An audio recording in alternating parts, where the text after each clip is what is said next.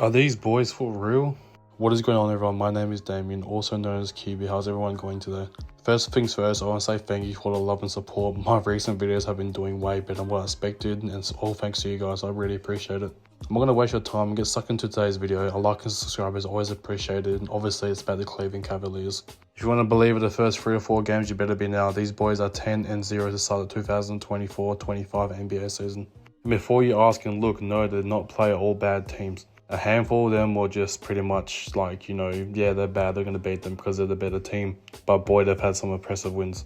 Including today, today for me, yesterday for you Americans. They're going to put a beat down on the Golden State Warriors. They'll go up by as much as 41 points. Like, that is just unbelievable, just putting a smackdown on one of the hottest teams, if not the hottest team in the NBA. They pretty much just said, hold my beer, because pretty much they move out the way because Cleveland Cavaliers are the hottest team in the league. And it's going to continue to be that way even when they lose a game. Because it's bound to happen, no team's going 82-0, but this team has potential to have like a 60-win season at this pace. The thing that just impresses me so much is just how much of a X factor like the role players like Levert and Okoro are. Absolutely just putting the clamps on Buddy Hield and Steph Curry as well today. Like, Stephen Curry and Buddy Hield literally only had 15 points combined. It was absolutely putting the clamps down and just not letting Buddy take over like he has been to literally every other team in this league. The thing that just blows my mind the most, they can have such a blowout win like I did today, and Donovan Mitchell had a terrible game. Literally only had 12 points, of struggling a lot from the field as well.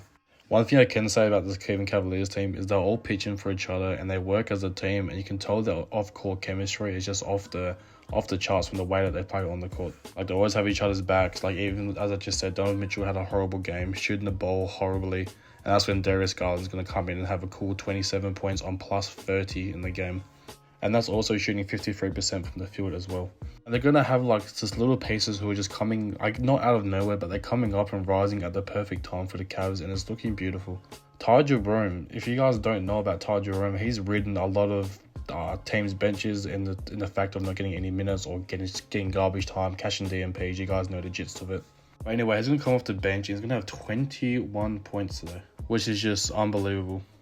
And also get a really strong contribution from Evan Mobley and Jared Allen, who had a nice little calm 13-12 double-double. And the player that scored the most for the Golden State Warriors was their third youngest player. Golden State was just absolutely put on clams, and hopefully it's a big learning experience for them, because I still have a lot of hope in them. But man, the Cavaliers just showed who's the hottest team in the league at the moment. I'm not going to say the best team, but they're definitely the hottest team. And their season so far has just been unbelievable. They're first in overall points per game. They're first in 3-point percentage. Yes, 3-point percentage. And they're also first in normal field goal percentage. Can you guys believe that?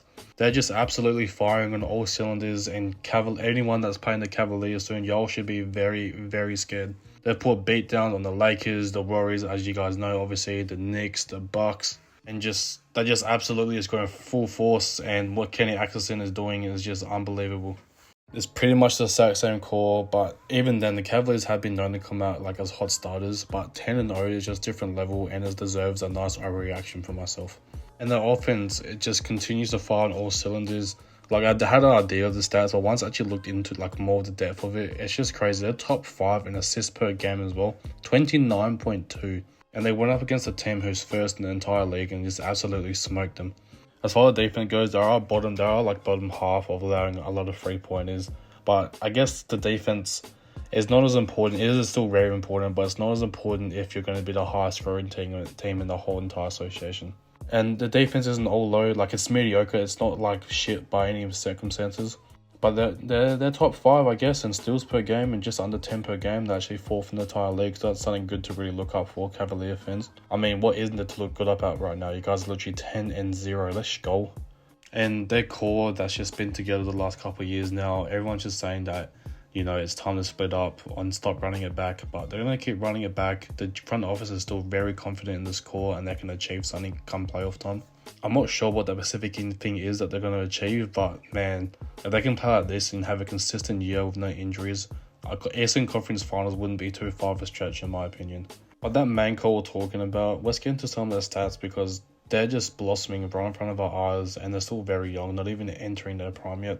Darius Garland is averaging 20 points for the season already, just under 7 assists per game at 6.8 assists per game, and he has a 50-40-90% shooting split. I'll break it down for you a bit more. He's shooting 52% from inside the arc, 48% from outside the arc, and 94% from the free throw line.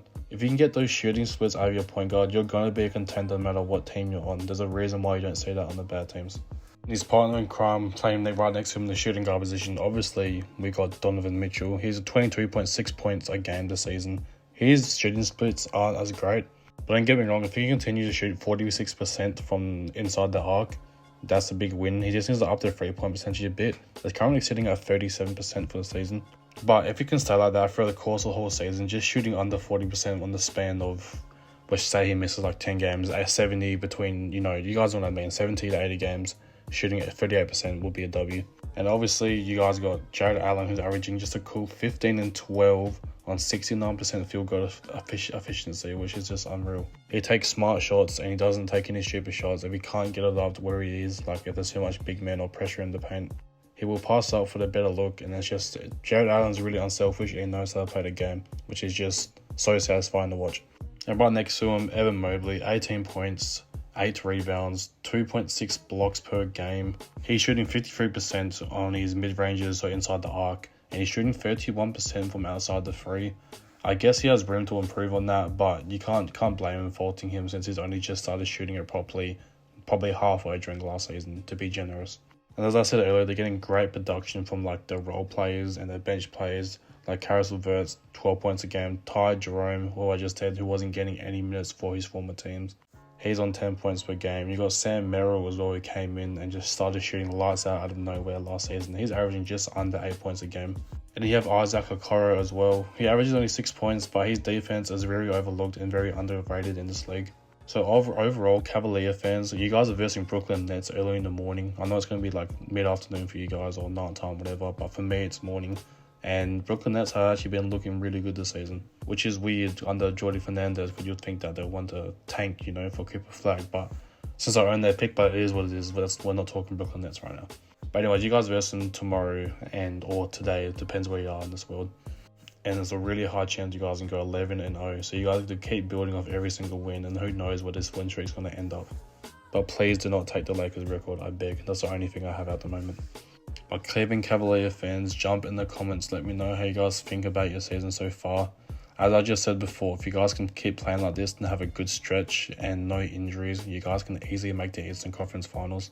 Since you guys are going to have to come up against the Boston Celtics or the Knicks, but we'll get to that at a later date. As always, thank you so much for watching. I appreciate everyone so much for all the support, and I'll see you all very soon. Have a good one. Peace.